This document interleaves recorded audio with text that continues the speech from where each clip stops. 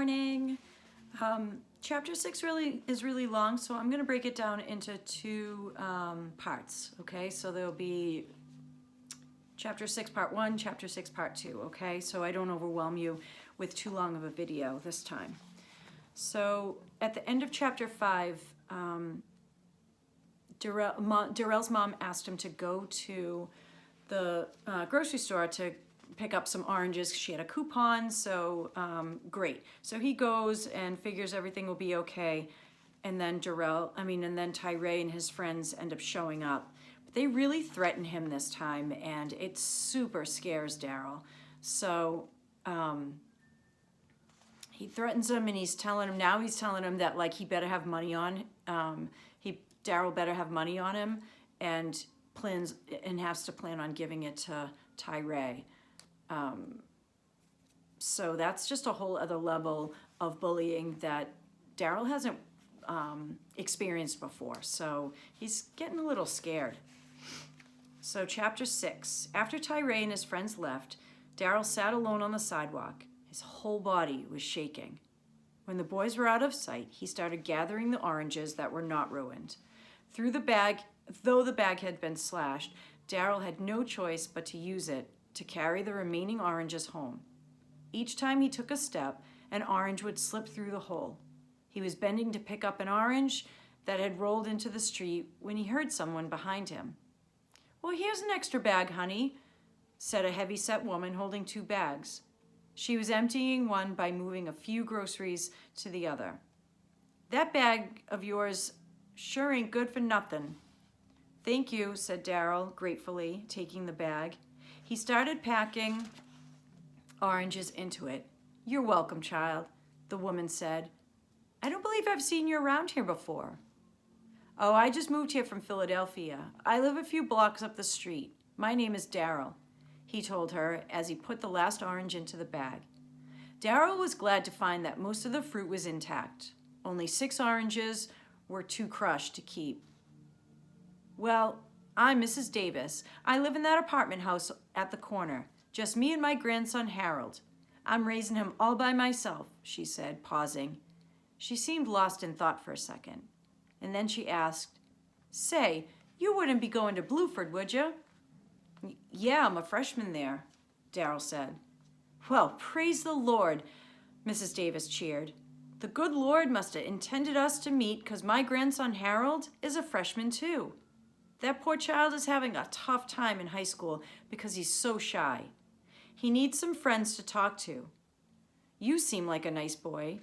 Would you look for Harold in school and try to make friends with him? Oh, I'd be so grateful."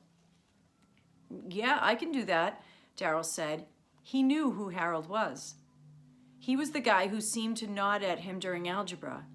Now Darrell knew why the boy had not spoken to him. Harold was shy. "You know, Darrell, Harold's life ain't always been easy. Sometimes he's so quiet, it's like he's crawled into a shell. Oh, and how I worry. Just look for him sitting by himself in a corner somewhere," Mrs. Davis said.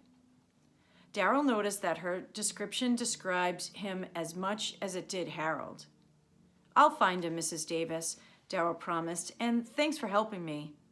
"Wasn't any trouble at all," she said. "Oh, and one more thing, child. Don't let Harold know I talked to you. He would feel bad about that. Just act like you ran into him by accident." "Okay," Darrell agreed. A big smile spread across the woman's wide face. She then turned around and walked towards the apartment on the corner. Darrell hoisted the bag of oranges onto his shoulder and went home.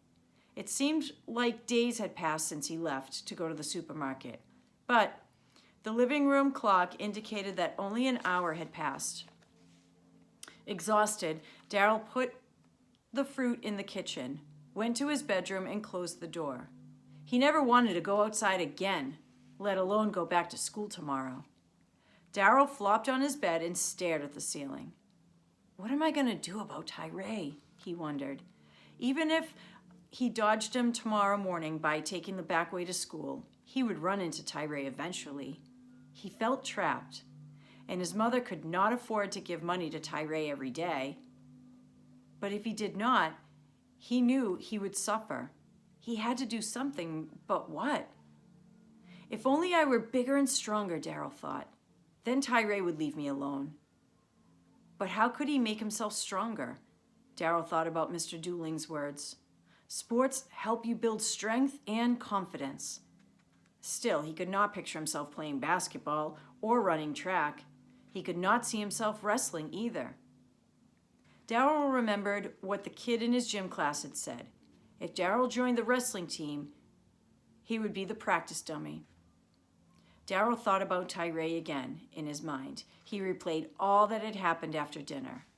Again, he felt Tyree's spit landing on his cheek and smelled the stinking breath. Again, he saw Tyree's face mocking him. But the worst was the laughter. Alone in his quiet room, Daryl could still hear Tyree and his friends laughing. Enraged, he slammed his fist into his pillow. Then Daryl dropped onto the floor and began doing push-ups. When he finally went to bed, his arms felt like rubber bands. That night, he dreamt he was trapped on the street again with Tyree and his friends. They were stomping and crushing round objects into the ground, just as they had a few hours earlier. Only in this dream, the objects were not oranges. They were tiny human heads. And each one had a face, Daryl's face. The next morning, Daryl jogged to school using back streets to avoid Tyree. At one point, he thought he saw Tyree and Rodney in the distance, but Daryl moved so quickly they did not seem to notice him. When Daryl neared Blueford, he blended into the large crowd of students moving towards the school. Once inside, he hurried to his locker and rushed to class. He did not want to be caught in the hallway. Daryl was relieved when he made it to English class and Tyree and Rodney were not there. But the two boys arrived several minutes later. Tyree scowled at Daryl as he came into the classroom. Daryl pretended not to see him, though Mr. Mitchell was at the chalkboard when they entered. Tyree still managed to elbow Daryl as he walked by his desk. The teacher did not seem to notice. After class started, Tyree glared back at Daryl a few times. Once, he even made a fist and punched into his palm, making a slapping sound. Daryl tried his best to ignore him, but he was scared. Halfway through the class, Mr. Mitchell noticed what Tyree was doing. "Mr. Hobbs," Mr. Mitchell said, "to do well in this class, you need to pay attention to what's happening in the front of the room, not the back." Tyree turned around and left Daryl alone for the rest of class. At lunchtime, remembering his promise to Mrs. Davis, Daryl decided to look for Harold. After buying a slimy brown slab of meatloaf, gross, he scanned the cafeteria. In a far corner, he noticed a boy hunched over a plastic tray, eating alone. It was Harold. Daryl was happy to see the lonely boy. Without him, he too would have to endure another lunch alone. Now, at least he could walk knowing where he was going. As he approached the table, he hoped Harold would like him. "Anybody sitting here?" Daryl asked. Harold glanced up, surprised. "Sit down." Daryl pulled up a chair and sat across from Harold. Finally, he thought, "I'm not alone." He looked over at Harold.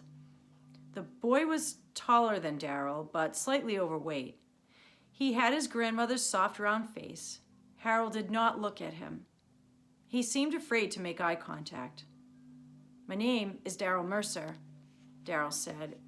"I'm Harold," the boy said nervously. "Harold Davis." Daryl wanted to talk to Harold, but he could not think of anything to say. Then he looked at his lunch. "Man, what is this stuff?" he asked, picking up a hunk of soggy meat. "Looks like a piece of my shoe." Harold smiled. "Your shoe probably tastes better than this," he said, flicking a chunk of meat into a white glob of mashed potatoes. Both boys laughed. At first, it was nervous laughter, but then it grew more relaxed. They started talking about the school and the teachers they had. After lunch, they walked together to the next class, algebra. In class, Daryl saw Amberlynn again. This time she smiled and said hi to him. Things are definitely better today than they were yesterday, Daryl thought. But he still had to get through gym. As the time for the class drew closer, Daryl could feel knots in his stomach. By then the bell rang. His hands were trembling. Daryl went to the locker room as quickly as possible. He wanted to get changed before everyone else arrived. As soon as he changed, he headed into the gymnasium to wait for Mr. Dooling. This is it, Daryl thought. This is where Tyree is going to get me for not meeting him this morning. Tyree and Rodney came out of the locker room a few minutes later. Mr. Dooling had not come out yet. There's the little punk that didn't show up this morning. You better have something for me, or those oranges ain't going to be the only things that get crushed.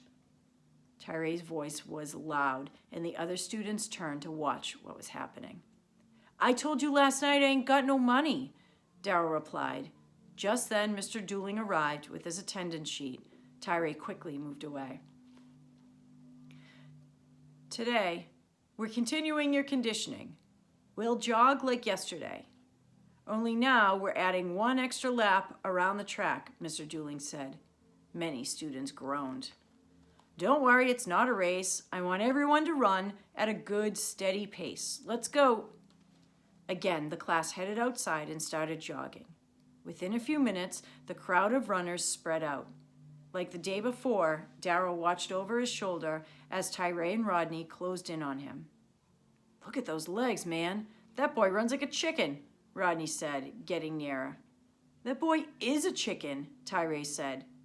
The two boys jogged right up behind him. Daryl tried to ignore them. Again, he figured as long as he stayed near Mr. Dooling, he would be safe. But as the class began the second lap, Daryl noticed Mr. Dooling had stopped. He was talking to another gym teacher who was also outside with her class. Daryl did not know what to do. He decided to run faster.